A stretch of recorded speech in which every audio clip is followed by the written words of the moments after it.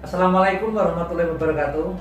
Dalam kesempatan hari ini saya ingin mewawancarai salah satu tenaga kesehatan yang ada di Gunung Kidul sekaligus Ketua MCCC Gunung Kidul, yaitu Mas Bintara Bayu Aji. Selamat sore Mas Ya. Bayu. Selamat sore. Semoga selalu sehat Amin. dalam menjalankan tugas menangani pasien COVID-19 di Kabupaten Gunung Kidul. Amin. Terima kasih untuk dukungannya. Ya.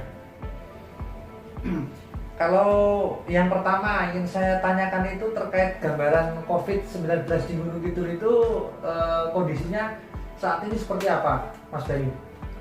Ya, jadi beberapa berita yang sudah beredar itu baik di media sosial, ada yang posting secara inisiatif melihat kondisi di lingkungannya masing-masing, kemudian juga di pemberitaan media-media online di Gunung Kidul ini sudah tampak sekali sebenarnya banyak warga itu menyadari ada perubahan kondisi Ya. yang semakin menakutkan sebenarnya. Warga sudah cukup banyak yang sadar dan memang datanya juga demikian, karena peningkatan kasus per hari di Gunung Kidul itu selama 5 hari berturut-turut itu 200-an. Berarti itu cukup tinggi ya berarti itu? Cukup tinggi, dan sebenarnya ini ada yang lebih mengkhawatirkan, yaitu case fatality rate atau rata kematian di antara yang positif COVID itu. Yang dirawat maupun isolasi mandiri atau seperti Ya. apa itu? Jadi semua data dari yang positif PCR itu rata nasional itu kan 2,7. Di Gunung Kidul ini sudah berbulan-bulan itu rata kematian di atas 4, bahkan pernah mencapai 4,7% CFR-nya. Jadi ini sangat mengkhawatirkan. Artinya Gunung Kidul memiliki rata kehilangan warganya yang cukup tinggi dibanding daerah yang lainnya. Itu yang sebenarnya cukup mengkhawatirkan, karena gini, COVID ini kan bisa sembuh sendiri atau tidak begitu mengancam jiwa ketika itu hanya mengenai anak muda atau fisik-fisik yang kuat tanpa penyakit penyerta dan sebagainya. Nah, artinya kita sudah gagal melindungi keluarga kita yang lemah. Jadi kematian itu terjadi akhirnya. Nah, itu yang kita sayangkan. Jadi beberapa periode memang harus kita akui kita lengah. Iya. Kita lengah sehingga penularan itu sudah sampai kepada keluarga kita, pepunden kita, dan orang-orang yang sudah memiliki penyakit bawaan di sekitar kita. Kurang lebih seperti itu. Ya. Kalau saat ini kan Mas Bayu kan jadi koordinator Satgas Penanganan COVID dari MCCC Muhammadiyah.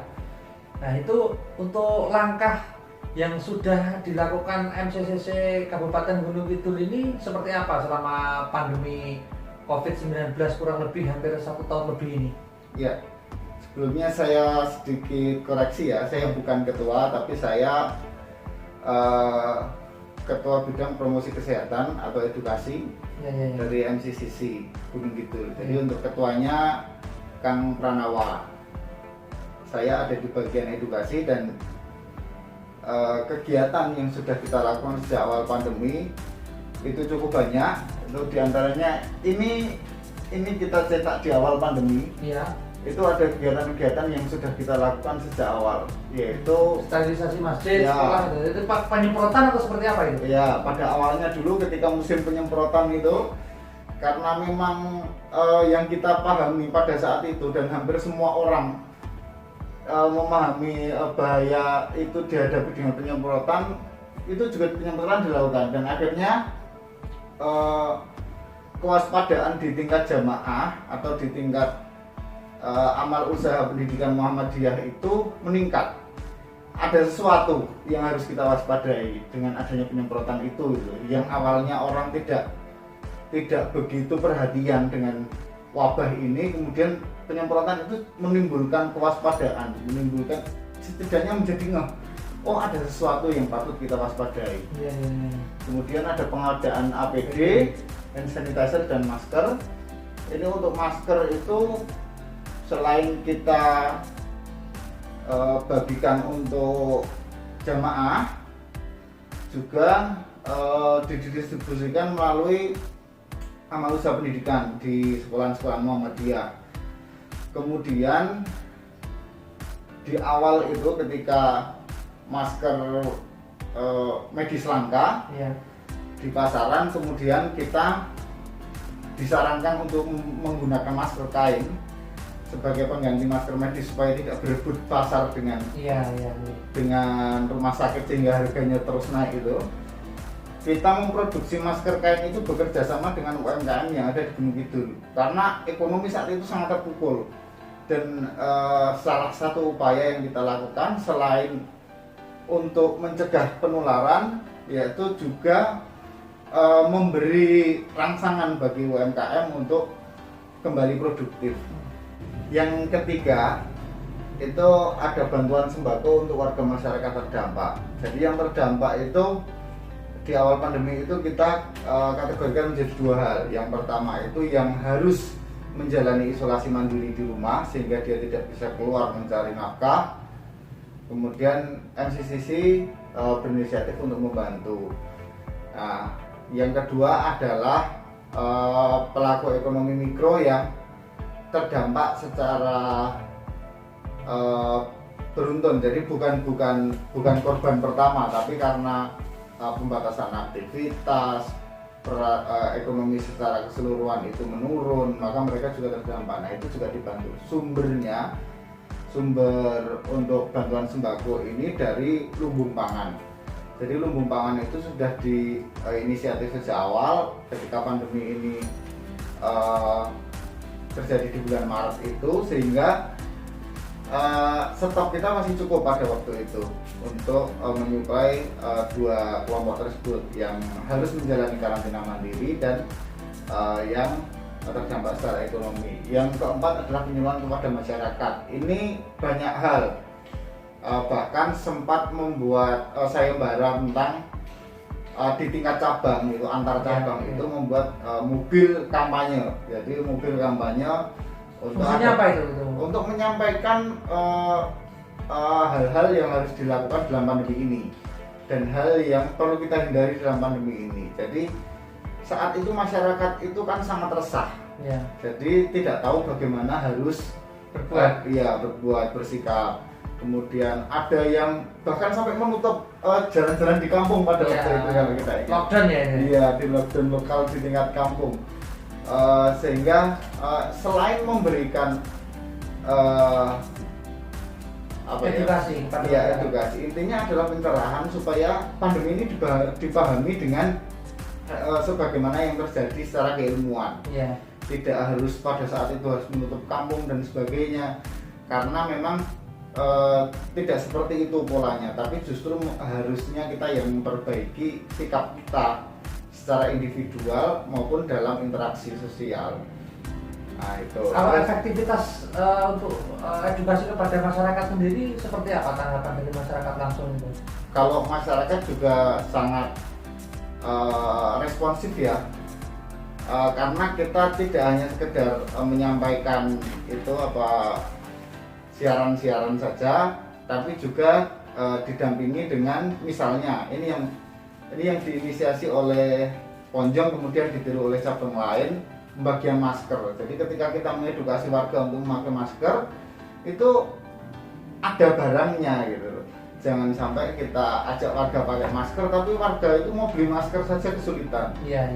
Nah, itu yang diinisiasi oleh cabang Ponjong, kemudian diikuti oleh cabang-cabang yang lain. Jadi selain edukasi, itu juga ada pembagian masker sehingga warga menjadi lebih tertarik. Ya, untuk pertanyaan selanjutnya ini Mas Bayu, kan di masyarakat ini kan masih ada 1-2 orang yang mungkin tidak percaya dengan adanya COVID-19. Ini menjawab pertanyaan-pertanyaan yang seperti itu harusnya seperti apa ini dari Indonesia maupun jenengan sendiri sebagai tenaga kesehatan itu memang COVID itu seperti apa? Kan banyak masyarakat yang belum percaya adanya Iya. COVID ini. Iya. Itu tidak hanya terjadi di tingkat lokal ya, tidak hanya di lingkungan kita, tidak hanya di Gunung Kidul, tapi secara global bahkan di banyak penjuru dunia itu juga banyak orang-orang yang tidak percaya atau menganggap ini sebagai rekayasa. Jadi saya ingin mengajak warga semuanya untuk melihat dampaknya saja, karena bentuknya kan sudah jelas, virus ini tidak terlihat, jadi kita mau membuktikan virusnya seperti apa itu juga kesulitan. Itu sama halnya seperti hal gaib yang kita yakini dalam beriman, itu ya sulit kalau kita suruh membuktikan secara wujud karena memang tidak berwujud. Jadi kita lihat saja dampaknya. Sekarang rumah sakit penuh gitu, kemudian kematian meningkat, bahkan bukan hanya orang tua tapi juga balita. Nah, pasti ada sesuatu, tidak ada yang terjadi secara kebetulan atau tiba-tiba, pasti ada sesuatu. Dan saya ingin mengajak kepada warga masyarakat semuanya, ini dampak buruknya ketika wabah ini kita biarkan begitu saja. Kalaupun masih ada yang tidak percaya, ya kami mohon supaya tidak mempengaruhi yang lainnya, karena selain rumah sakit itu penuh untuk menampung pasien COVID, akhirnya juga tidak ada tempat untuk pasien yang lainnya. Contohnya kebutuhan ICU itu di masa-masa sebelum COVID, orang-orang dengan jantung, orang dengan penyakit yang lain ya, cedera kepala berat, kemudian pasca operasi terjadi sesuatu, itu bisa tertolong. Tapi karena ICU-nya sudah dipakai pasien COVID ini, itu jadi yang bukan COVID juga nggak ada tempat mau kemana lagi. Nah, kalaupun tidak percaya ya lebih baik ginilah, menghormati. Kita sayangi orang-orang tua kita sayangi tenaga kita, orang-orang yang lebih sepuh daripada kita, kelompok rentan ini, supaya jangan sampai terpapar. Itu. Kalau ini kan ada yang percaya, ada yang tidak percaya. Nah, yang percaya ini untuk terhindar dari penyakit COVID-19 ini, kiat-kiatnya seperti apa dari NAK sendiri untuk himbauan kepada warga masyarakat agar tidak terjangkit virus itu? Iya, sebenarnya sama ya, sejak awal pandemi lalu kita sudah hafal betul bahkan dimulai dari 3M, kemudian menjadi 5M, dan bulan ini menjadi 6M. Tambah satu lagi apa itu? Tambah M yang pertama itu kan memakai masker, kemudian mencuci tangan, ketiga menjaga jarak, yang keempat mengurangi mobilitas, yang kelima menghindari kerumunan, yang keenam itu menghindari makan bersama. Nah, ya. ini baru muncul berani, karena apa? Kelengahan kita ternyata ada di situ.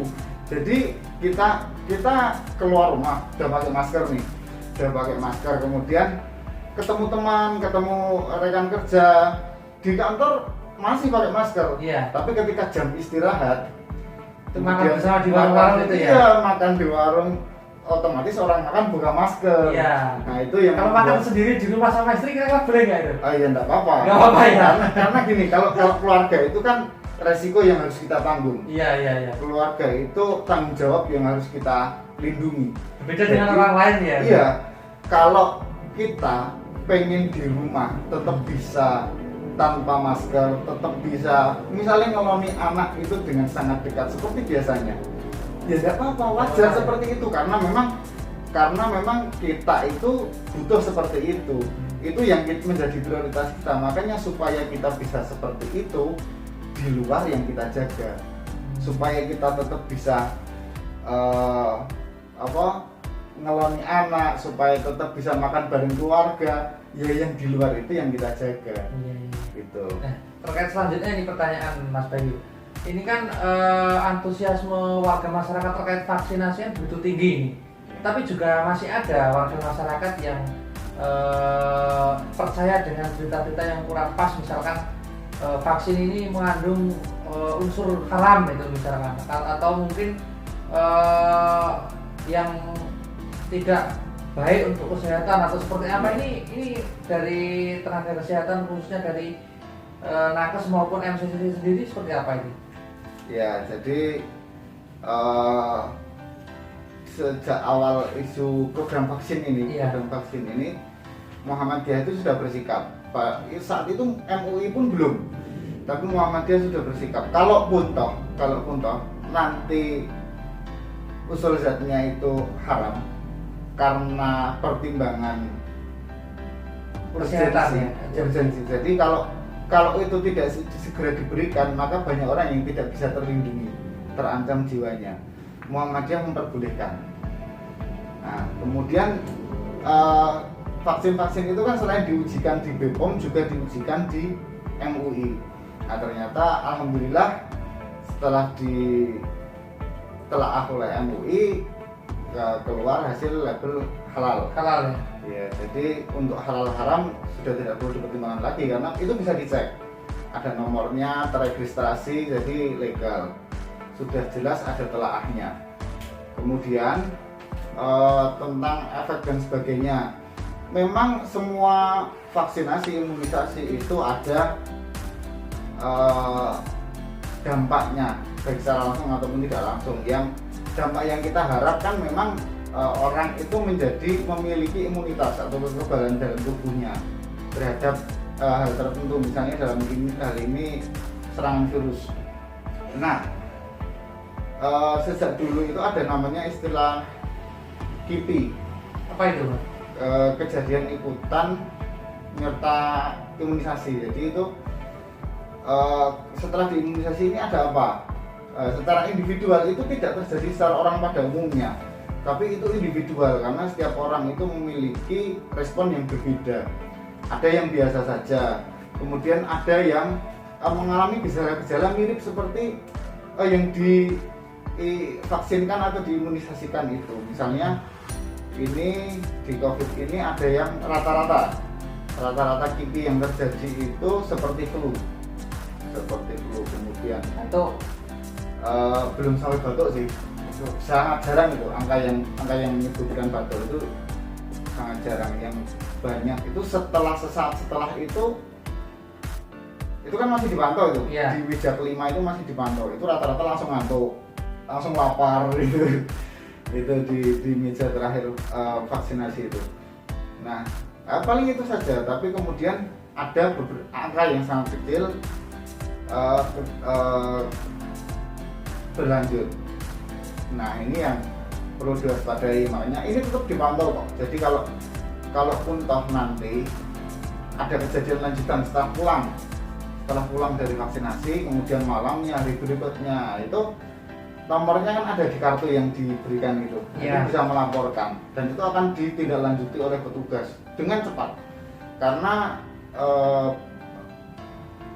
imunisasi ini kan program nasional dan sangat serius diantisipasi ya, supaya jangan sampai niat baik kita untuk membuat kekebalan dalam tubuh ini justru melemahkan. Itu yang pertanyaan terakhir ini, Mas Bayu. Ya. Ini kan Mas Bayu kan juga sebagai nakes dan Satgas MCCC Kabupaten Gunung Kidul.